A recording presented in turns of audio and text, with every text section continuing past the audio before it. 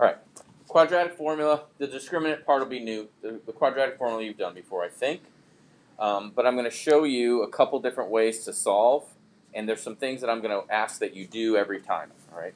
Now, obviously, we're talking about another way yet of solving a quadratic equation. We've looked at completing the square. We've looked at square root property. We've looked at solving by graphing. We've looked at solving by factoring.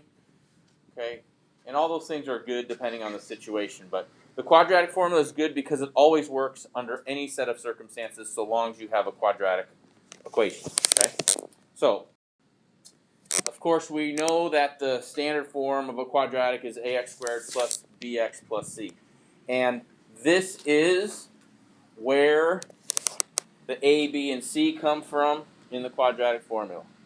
Okay. And in the case of using the quadratic formula, you do have to make one side equal to 0. Okay, that's important. So if you have a situation where one side is not 0, you have to make it 0. So we're going back to that idea that one side has to equal 0. Okay. This is the quadratic formula. You need to know this. I'm not giving it to you. Okay? So x, because of course we're solving for x, we're solving.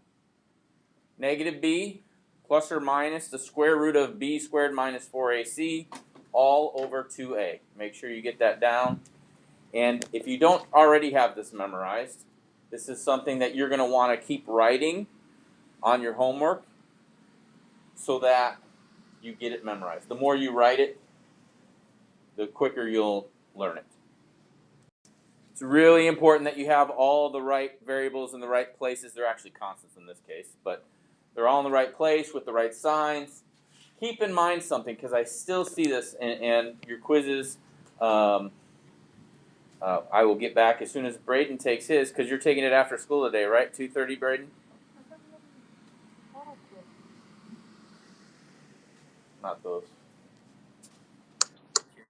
Yeah, 2:30, perfect. See you then. All right. So then I'll get those back to you. But the thing why I'm bringing that up is anytime you square a number, unless it's an imaginary number, it will be positive. Okay, and of course, when I take b here, it's going to be a real number. So whenever you square it, it's positive. Okay, so be careful on that one. All right, let's get it. X squared plus 12x equals 9. I'm going to step you through the first couple parts, and then I'm going to turn you loose to finish it. Okay. What's the first thing I need to do here? What's the problem? Move 9. Why? Yeah, it has to be 0. So I move 9 to the other side. What do I get when I move it to the other side? 0. On the left side. X squared plus 12x minus 9, right? Okay, now the next thing I want you to do for the first few, this will help me help you. Okay, it'll help make sure that if there's a mistake that you're making, that I can help correct you, so I can steer you in the right direction. I actually want you to identify A, B, and C, and not just like, oh, A is this. B. I want you to literally write it down. Okay? So what is A for this problem? 1. What is B? C? Negative 9. So I want you to write them down. And I know some of you are like, oh, I got to write more stuff. Come on, can't I just get to the problem? No, please write it down. After the first few times of doing it and proving that you know what you're doing, and then you're fine. Okay? But I want you to write it down, because if, for example, let's say one of the things that I see people do for A, when there's not a constant there, and there's always a constant in front, but I'll see people write things like x squared here, or I'll see x's in with the b. It's just the coefficients. It's just the numbers in front of the variables. Okay? So that's important. All right. So we identify A, B, and C. Then all we have to do is plug those into the formula. Okay? So go ahead and do that. And then finish it. Go as far as you can. And we're going to talk about the two different types of answers you could get. But go ahead and go with that for now, and we'll see how you do. One piece of advice is simplify what's under the radical sort of on its own. Don't try to do the whole thing at once. Do the parts, do each little piece. Okay? And just simplify as far as you can after you've done that. One of the questions you're going to have as you get down to the end is, do I use it as a decimal or do I keep it as a radical? For now, for this first time, make it a decimal. Go 2 decimal places, make it a decimal. Then we're going to talk about how to make an exact value too, and that's actually the one we're going to spend most of our time doing. Be careful with your signs. I'm seeing some of you that are getting the -4ac wrong. Remember that c is -9. So, you should have plugged in. Oh yeah, 30%, yeah. So here's plugging everything in without doing any simplifying. So just double check to make sure you plugged everything in correctly. Okay. And then this is where I'm talking about where you need to be careful. See, this is like -4 times 1 times -9, which means all of this is going to end up with a positive. Okay, and I noticed a bunch of you had -36. Okay, which it is not. Right. So if even I should probably write that out for you. So it should be the square root of 144 plus 36. Because again, I have 2 negatives, which makes it a positive. So if you had -36, that's where you have a mistake. Right, and that was the place where I was concerned about some of the things that you had down. Now, 180 is not a perfect square. Okay, so this is where we have to approximate. We have to use an estimate, because any number under a square root that's not a perfect square will be irrational, and it will go on and on forever and ever. So you have to round, and when you're rounding, you are estimating, because that's not the full value. When I'm finding an exact value, I'm just simplifying the radical, and we're going to do that with this problem after. But what is the square root of 180 to 2 places? 13.42. Okay, so I've got -12 plus or minus 13.42 over 2. So I really have 2 answers here. All right, so I have -12 plus 13.42 over 2, and I have -12 minus 13.42 over 2. Okay. Now, notice here, when I went from this step to this step, the reality is you could enter all of this underneath the radical into the calculator. Just be careful. Right? What I see a lot of the times here is when the b is negative, instead of including a negative in the parentheses, you leave it out, and then it squares it and makes it negative. This is why I'm emphasizing the idea that this number here, whatever it is, b squared, always has to be positive. So be careful on that. Okay? So, okay, and this is what I was talking about. This is the approximation. That's the estimate. So I want to get us clear about this idea of an approximation or an estimate versus an exact value. This is not exact. And some of you on your quiz, when I asked for an exact value, and I said with a simplified radical, I want to make sure that we understand that you've rounded. And when you round, you're changing the number a little bit, right? Because this number goes on and on forever. 13.4, what is it? Is it 2? Is it 4, 1 something? And then, yeah, so it just goes on and on forever and ever. And when we round, we're changing that value, which is fine. We're approximating.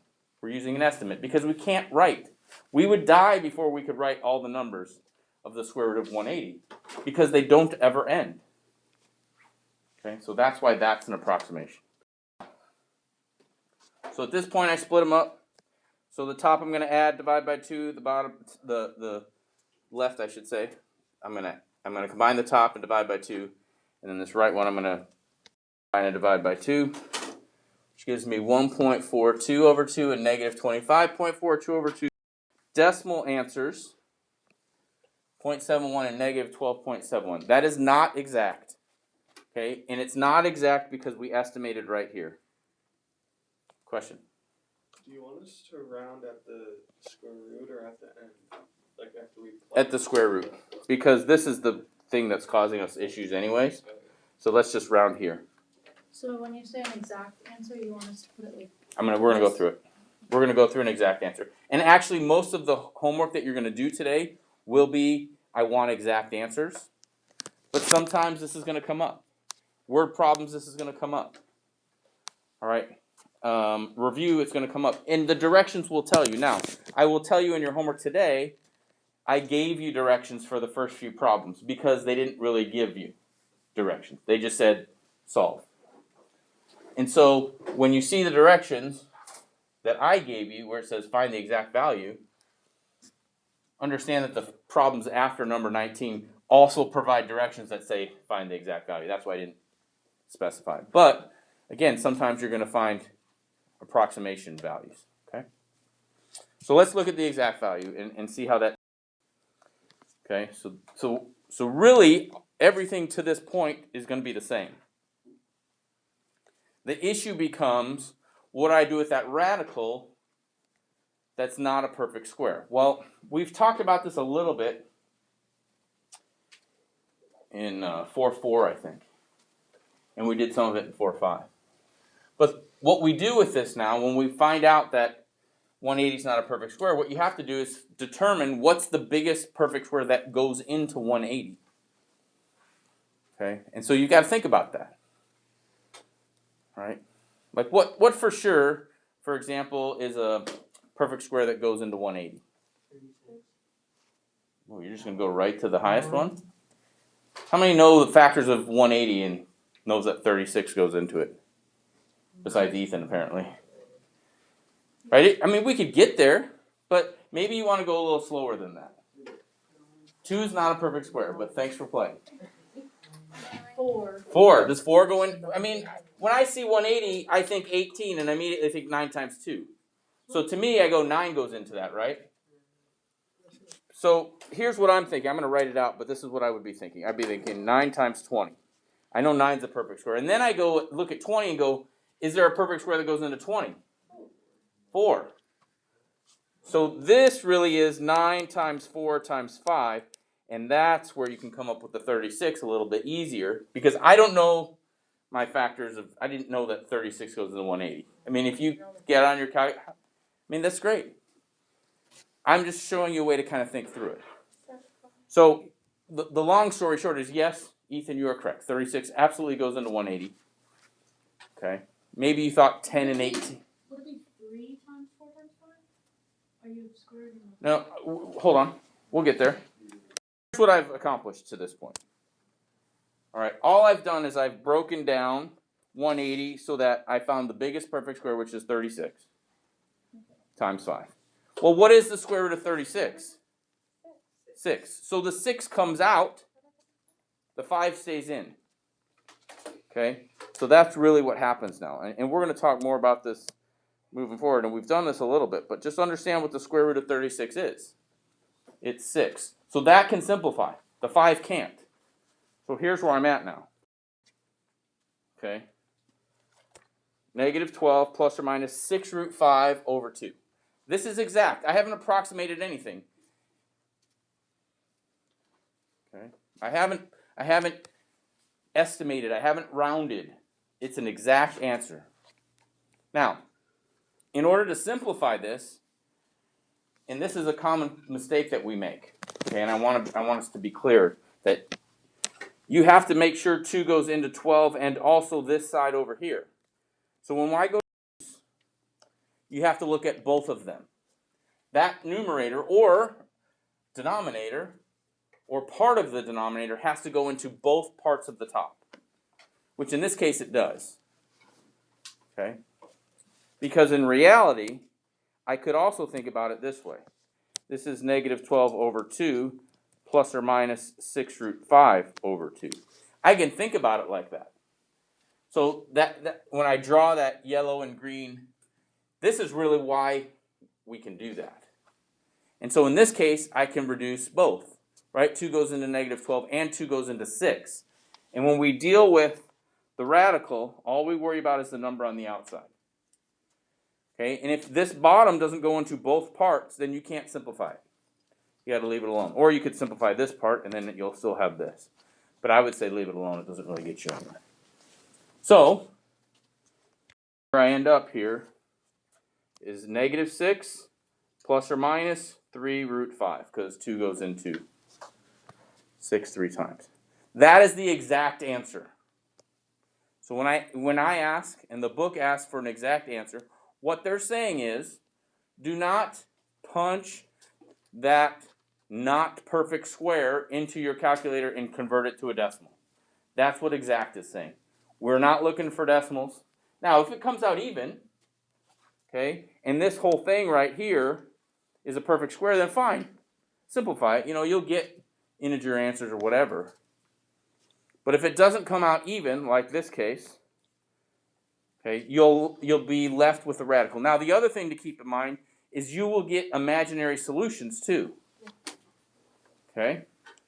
We're going to talk about when that can happen here in a second. And so that I would be over here somewhere, yes.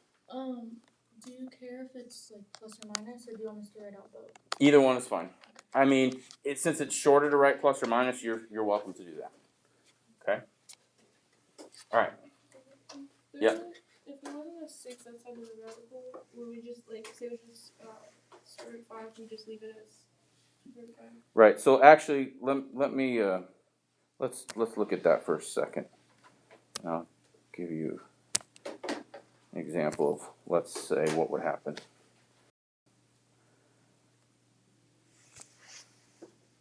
Copy. Doesn't want to copy, I guess.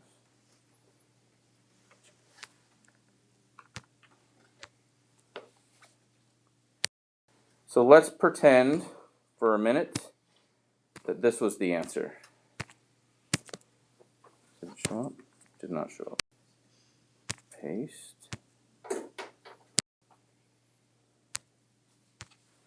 Not today, I guess, huh? All right, let's just write it out. So it was -12 plus or minus. Let's say this was the actual answer. Okay, so I got rid of this is obviously not the problem. It's a different situation, but let's say this is what happened. And instead of getting a 6 right here like I did, what would you do? Okay, you have two options. One, you can just leave it like that. Okay, or two, since this part can reduce and this part can't, you could have it like this. Okay? So that's what happens when one part can reduce but the other part can't. You can just reduce that part. All right? You can just reduce that part and leave the other one there. It's up to you. To me, this is not any better than this. They both kind of stink. So I don't care. Okay? All right. Most of the time, you'll be able to find something that goes into all three parts there. Okay. All right, let's talk about the discriminant. The discriminant is just it's just the b squared minus 4ac part. It's what's under the radical. There is no radical in the discriminant. It's just the b squared minus 4ac. And why it's called the discriminant is it's going to allow us to tell what types of solutions there should be. And in all of these problems, when you have to solve using quadratic formula anyway, we're going to have to find the b squared minus 4ac part anyway. And so if you did that first, you then would be able to tell what kinds of solutions you should get. In that last problem that we did, we had two real solutions. Right? We didn't have any imaginary numbers to deal with. They didn't come out nice and pretty. They were estimations. They had radicals. So I got two real solutions, and that was the deal. Now, what we could tell is, at the beginning, if we would have just found the b squared minus 4ac, I could have told you that there were going to be two real solutions. Okay? And we can break them down into basically three different categories. One has a subcategory, so technically it's 4. But here's what you need to know about that. Okay?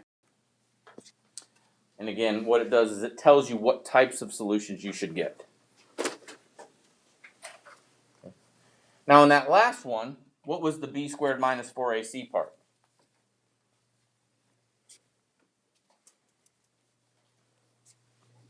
On the problem we just did. What was the b squared? What was it? Just give me the, without the root. No, just the number. 180. Okay? In the last problem, the discriminant is 180. That was the part that was under the radical. Okay? It wasn't negative. It was positive, and I got two real solutions. However, if that discriminant is negative, if that whole situation would have turned out to be negative, then I have a negative under the square root, which we can't have, which means I get two complex or imaginary solutions. So if that discriminant is negative, you'll get two imaginary or complex solutions. And when it asks you to describe the roots, if that discriminant is negative, you will say two complex roots, two complex solutions. Okay. Now that didn't happen to us with that first problem, right? Because the discriminant was positive. We got two real solutions. All right. So that's going to be one of our things here in a second. Okay. Sometimes the discriminant will equal 0. When b squared minus 4ac equals 0, then the whole plus or minus radical thing just falls away. And it just ends up, my solution basically is negative b over 2a, which we've dealt with plenty at the beginning of chapter 4. Okay. So if the discriminant equals 0, there's only one rational solution, which means it can be written as a fraction. Or it could be written as an integer. Or it could be written as a decimal. Okay? Or it could be just a real number. Well, no, it wouldn't be just a real number. It has to be rational. So could be written as a fraction. That's what rational means. Right? Because again, my solution is negative b over 2a because the radical just drops out. Okay. Now back to the problem I was talking about that we just did. When it's just positive, when it's just positive, you get two real solutions, which is what we got. That square root of 180. 180 was the discriminant. You didn't know that when we were doing the problem. And that being a positive number means I will get two real solutions, which we got. Now, there's one special case when it comes to the discriminant being positive. If the discriminant is a perfect square, and the square root of whatever it is comes out nice, then I get rational solutions. So, there's the one special case. All right. So what you would write for this is you'd write two real rational solutions. And that only happens when the discriminant is a perfect square. And that basically says the same thing as what's there in green. So you have that special case when the discriminant is a perfect square. Not only are the solutions real, but they are also rational. And you should point that out when it's possible, when it happens. So, like I said, there's three cases, but there's sort of a subcategory, and that's what's there in green and what I've written up there. So if it's negative, that means you're going to get imaginary solutions, so there are two complex solutions. If it equals 0, there's only going to be one rational solution. If it's positive, there are two real solutions. And if it's positive and a perfect square, then those two real solutions will be rational. Okay? And so, before you even get into the problem, you can determine what your solution should end up being. So you have a way to kind of check, like, did I do this? Does this make sense? Did I get two complex solutions? Did I get a rational solution? Okay? And that's what we're going to do next. Questions so far?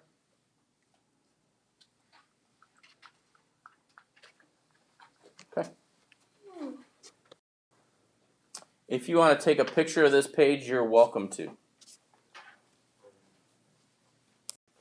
Okay, so what we're doing here, you're going to find the value of the discriminant. So you're going to find b squared minus 4ac.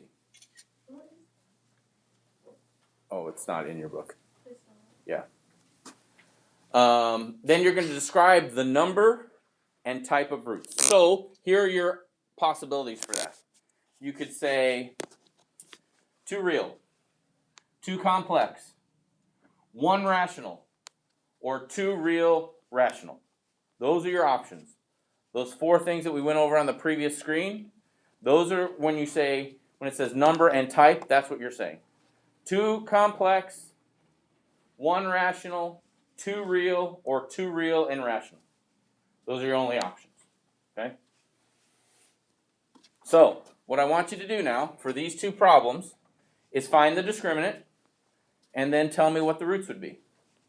Okay? And show that work. Okay? You're not finding the actual solution to the equation. In your homework you will. But for now we're just going to do the discriminant. So go ahead and do that. See what you get. I'm watching some of you use the quadratic formula. You're not supposed to be doing that right now. You're only supposed to be doing the discriminant, which is just b squared minus 4ac. That's all we're doing here. Okay? We're finding out what that value would be under the radical if we were solving it. And so why I put at the top, these are some of the directions from your homework. So in your homework problems, first it says find the value of the discriminant. There it is. Then part B says describe the number and type of roots. That's the second sentence. In your homework, then you'll go and finish the problem and find the solutions. But we're not doing that now. Okay, this is the part that we're not doing right now. Okay. But the thing that's nice about what we're completing right now is we'll have done the hard part of the quadratic formula, because what's under the radical is sort of the hard part. Okay, the rest of it is fairly easy, plugging in b and 2a. Okay, so on this first one, okay, here's what you should have gotten. So a is 7, b is negative 11, c is 5. b squared minus 4ac, here's all the work. 121 minus 140, negative 19. The discriminant is negative. So first I found the value. The value of the discriminant is negative 19. It's not the square root of negative 19. It's just negative 19. Okay. To describe the number, since this ends up being negative, that means there are 2 complex roots. And so that's what this says here. Question? On the homework, can we just write 2 complex solutions? Yes, that's fine. Yeah. This part, the discriminant is negative. I mean, you can look at this number and figure out that it's negative. You don't necessarily have to write it, but that's sort of a more detailed explanation. 2 complex roots, two complex solutions. Okay? Yep. Okay. Now, in your homework, it's also going to say, like I said, that part C is going to say, now solve using the quadratic formula. So then you would basically be at this. Because you already found out that negative 19. So then you just have to plug the b and the a in, and you can solve it from there. So we've done most of the legwork already to be able to solve the actual equation. Okay? But for a problem like this, they're not asking us to do that. All right, for the last one, what is the discriminant? What'd you get? 0. Did you get 0? Yeah, okay. So the discriminant is 0, which means what? 1 rational root, 1 rational solution. Okay? So again, that means that radical drops out. All right, there's the work, plugged everything in, you get 0. Good to go. Yes, sir? Like when we have a problem like this, should we do this first? A lot of them are going to tell you to do that first anyway. But if it is just saying solve using quadratic, you can do it all at once, or you can do this first. It's up to you. It just kind of gives you some sense of direction about where you should end up with your solution. Okay. All right. Other questions? All right. So you got a good chunk of time to work today. All right. So if you have questions while you're working, or if you want to check answers, or you're unsure about something, today's a good day to get that cleared up. Okay.